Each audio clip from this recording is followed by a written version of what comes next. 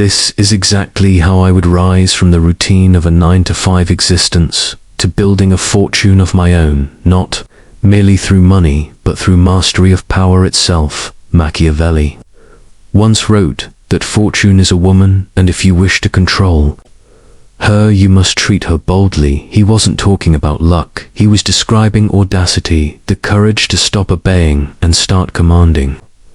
I know this because I once lived the obedient life. I earned a modest salary, played by the rules, waited for permission, and drowned in quiet resentment. But the day I stopped waiting for fortune to favor me and decided to seize her, everything changed. If I could return to that version of myself, trapped behind fluorescent lights and a stable paycheck, I'd tell him the first step isn't about quitting your job.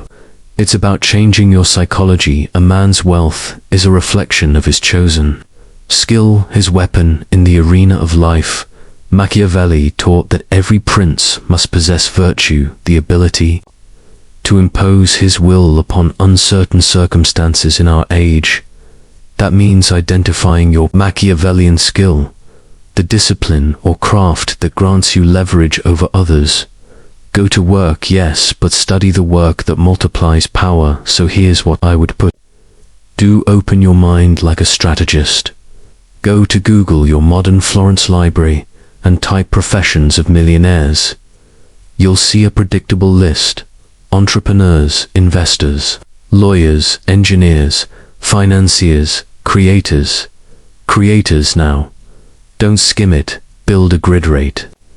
Each one based on your natural interest and existing competence. Where your curiosity and capability overlap, you'll find your first seat of power. When I did this exercise years ago, I realized I lacked the patience for engineering, the credentials for law, and the desire to obey any boss long enough to climb a corporate ladder. So I turned toward entrepreneurship. It wasn't because I thought it was glamorous, it was because it was the fastest path to sovereignty. Like a prince taking a crumbling castle and deciding to rebuild it in his own image. I wanted control, even if that meant risk. But this path requires an even harder choice: isolation. You see, you cannot build an empire surrounded by peasants. The second step then is brutal. You must cut ties with the powerless. Machiavelli warned that a ruler's downfall often begins with poor alliances, and I learned this the hard way. When I first announced I was building my own business, I expected support. What I received was mockery. My friends laughed, doubted, ignored, and dismissed me, not out of malice, but because my ambition threatened their comfort. I remember speaking passionately about what I was learning, the books I was reading, the nights I stayed awake sketching plans. They'd change the subject, they'd talk about gossip, television, and whatever distraction kept them numb. I realized then my growth had made me a foreigner in my own circle. It wasn't personal, it was biological. Evolution rewards those who adapt and punishes those who cling to the familiar. So I withdrew. It was lonely, yes, but that loneliness was the crucible. Every man who seeks greatness must experience exile before ascension. Napoleon was exiled before he became emperor again. Machiavelli himself wrote The Prince while banished from Florence, stripped of power, yet his exile created the ideas that would outlive kings. Your own separation from mediocrity is the same test. The weak call it loneliness, the strong call it preparation. Here's the truth: no one tells you your energy is finite and your circle consumes it. Every conversation that doesn't align with your future weakens your command over it. The poor will drag you into their despair. Disguised as realism, the mediocre will mock your ambition. To make their own failure feel rational, you must protect your mind, the way a prince protects his fortress, every gate closed, every wall guarded. When I cut off those who ridiculed my ambitions, I didn't just lose friends, I gained space, silence, focus.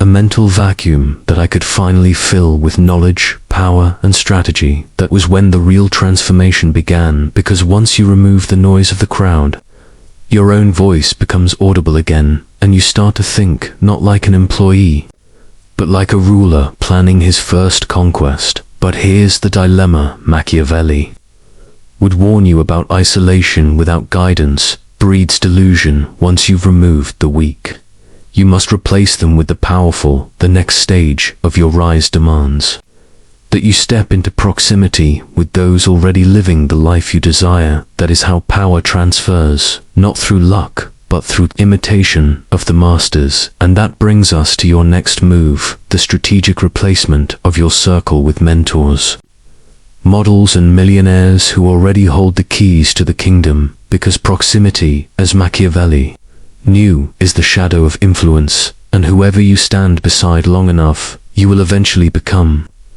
Power by proximity. Replace the mediocre with the mighty. Once you've silenced the noise of mediocrity, you must fill that void with intelligence, ambition, and example.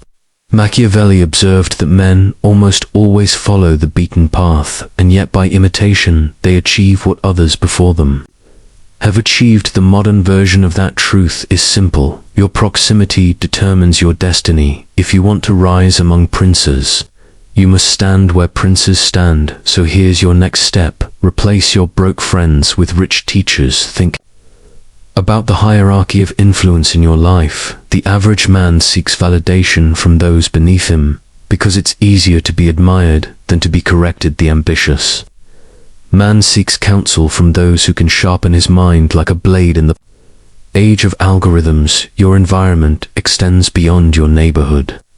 It's what you consume, who you follow, and whose language you start to adopt. When I began shaping my new circle, I made a list, 10 names of individuals who had already built the life I wanted. Not celebrities, not dreamers, strategists. In the Renaissance, ambitious men did the same.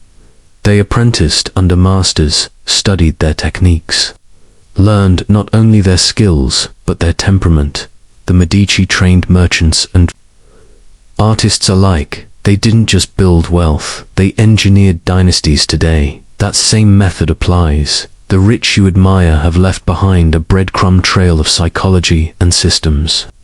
Study it, obsess over it, but Machiavelli offers a warning here. Admiration without transformation is worship. Don't study to become a fan, study to become a rival. When I first modeled my own mentors, I didn't imagine sitting beside them, I imagined surpassing them. And this shift from admiration to competition activates your inner strategist, because when you view the powerful not as gods, but as men who simply played the game longer, you stop being intimidated and start learning like a predator stalking its prey. That's how I studied the modern elites. Not as idols, but as architects. How does Jeff Bezos think about time? How does Warren Buffett define patience? How does Elon Musk use debt as a weapon? These aren't just billionaires, they're contemporary princes, men who understood that wealth is not earned, it's engineered. Each of them followed Machiavelli's principle. The wise man does at once what the fool does. Finally, they act with speed and certainty, while others hesitate and seek permission. Now, let's talk about time. The next pillar of your transformation is learning to treat time as your sovereign asset. Machiavelli wrote that a prince must never waste daylight waiting for opportunity, because idleness is the ally of decay. Translate that into modern life. Your mornings, nights, and weekends are not for recovery, they're for preparation. The common man burns hours scrolling, watching, waiting. The ruler in training studies, builds, and calculates. When I was still working a 9 to 5, I consumed knowledge the way most people consume entertainment podcasts, while driving audiobooks in the gym, notes scribbled at red lights. You have to turn your life into an academy of self-education. Every spare moment is either compounding or decaying your potential. But here's where most fail. They filled their head with information, yet never established targets. The prince always governs toward a specific conquest, not vague ambition. If your goal is to build wealth, define the realm in which you'll rule. Is it business, real estate, investing? Media, every hour spent learning outside that field, is a diversion disguised as productivity. Focus creates momentum. Momentum builds authority, and authority in any industry is currency. Still, studying from a distance can only take you so far. There comes a moment when you must step into the arena. Into the physical space is where power congregates. In Machiavelli's Florence, power was traded in private gatherings, salons and courts. Today, it happens at conferences, mastermind events and rooms filled with investors and creators. These are your modern palaces. To reach them, you must pay an entry fee, not in flattery, but in investment. And this brings you to your next threshold, one that separates thinkers from doers, because the path to wealth is not built on hoarding, but on deploying. You cannot amass fortune without first risking what you have, and while the masses view debt as danger, Machiavelli would call it a weapon, a calculated gamble that forces transformation. In his words, there is nothing more difficult to take in hand, more perilous to conduct, or more uncertain in its success than to take the lead in the introduction of a new order of things. In other words, revolution, personal or financial demands risk. The question is not whether you can afford it, but whether you can afford not to act. And so, as you prepare to cross into the next stage, you'll confront that universal moment when your ambition outgrows your wallet, when opportunity stands at your door, but the price feels unbearable. That moment will test your nerve, your faith, and your future. How you respond will determine whether you remain a student of wealth or finally become its master. True sovereignty in the modern age also demands emotional control, because unchecked emotion is the most exploited weakness in competitive environments. Discipline over impulse allows you to negotiate longer, think clearer, and endure setbacks without revealing desperation. Power today is often silent, invisible, and patient. Those who speak the least often calculate the most, and the ability to delay gratification separates those who build enduring systems from those who chase temporary wins. Mastery now also includes digital leverage, understanding distribution, attention, and scalability, because power compounds fastest where effort multiplies without proportional time investment.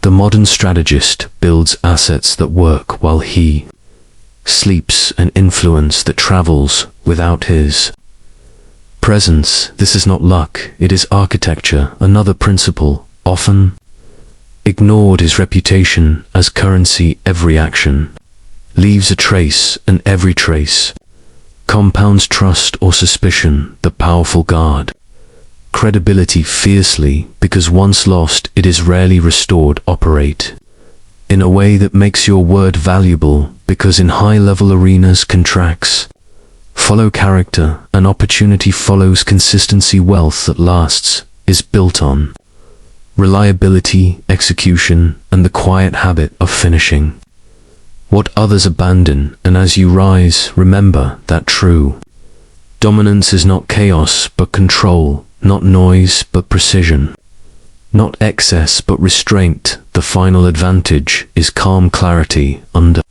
pressure, because when others panic, the strategist advances.